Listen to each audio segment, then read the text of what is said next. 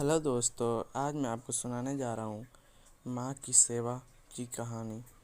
एक छोटा सा बोर्ड रेहड़ी की छत से लटक रहा था। उस पर मोटे मार्कर से लिखा हुआ था, घर में कोई नहीं है, मेरी बूढ़ी माँ बीमार है, मुझे थोड़ी थोड़ी देर में उन्हें खाना, दवा और टॉयलेट कराने के लिए घर जाना पड़ता है। अगर आपको जल्दी है तो अपनी मर्जी से फल तौल ले और पैसे कोने पर गत्ते के नीचे रख दे। साथ ही रेट भी लिखे हुए हैं। और अगर आपके पास पैसे नहीं हो तो मेरी तरफ से ले लेना, इजाज़त है। मैंने इधर उधर देखा। पास पड़े तराजू में 2 किलो सेब तोले, दर्जन भर केले लिए, बैग में डाले, प्राइस लिस्ट से कीमत देखी, पैसे निकालकर गत्ते को उठाया। वहाँ 100, 50 और 10-10 के नोट पड़े थे। मैंने भी पैसे उसमें रख कर उसे ढक दिया, बैग उठाया और अपने फ्लैट पे आ गया।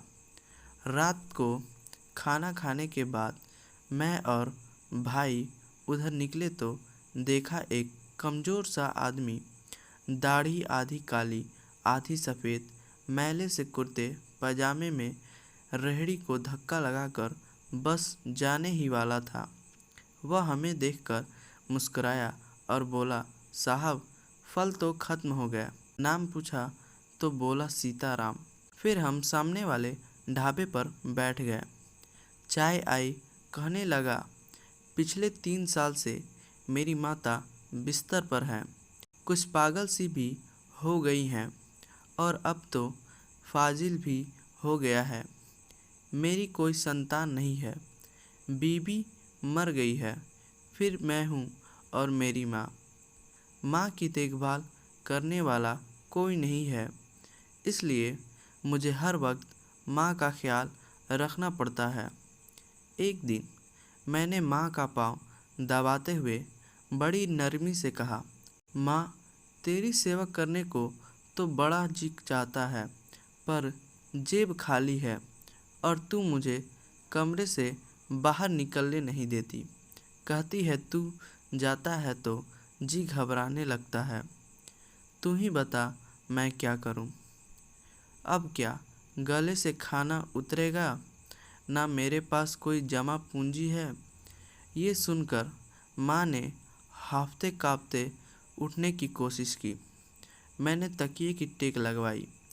उन्होंने झुर्रियों वाला चेहरा उठाया, अपने कमज़ोर हाथों को ऊपर उठाया, मन ही मन राम जी की स्तुति की, फिर बोली, तू रेहड़ी वहीं छोड़ आया कर, हमारी किस्मत हमें इसी कमरे में बैठकर मिलेगा।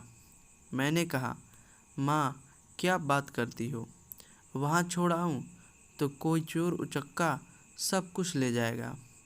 आजकल कौन लिहाज करता है और बिना मालिक के कौन खरीदने आएगा?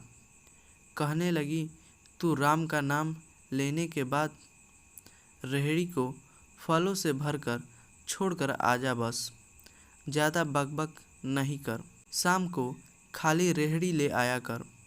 अगर तेरा रुपया गया तो मुझे बोलियो। 2.5 साल हो गए हैं भाई, सुबह रेहड़ी लगा आता हूँ, शाम को ले जाता हूँ। लोग पैसे रख जाते हैं, एक एक थैला भी ऊपर नीचे नहीं होता, बल्कि कुछ तो ज़्यादा भी रख जाते हैं। कभी कोई माँ के लिए फूल रख जाता है, कभी कोई और चीज़। परसों एक बच्ची पुलाव बनाकर रख गई, साथ में एक पर्ची भी थी अम्मा के लिए। एक डॉक्टर अपना कार्ड छोड़ गए, पीछे लिखा था, माँ की तबीयत नाजुक हो तो मुझे कॉल कर लेना, मैं आ जाऊँगा। कोई खजूर रख जाता है, रोज़ाना कुछ न कुछ मेरे हक के साथ मौजूद होता है।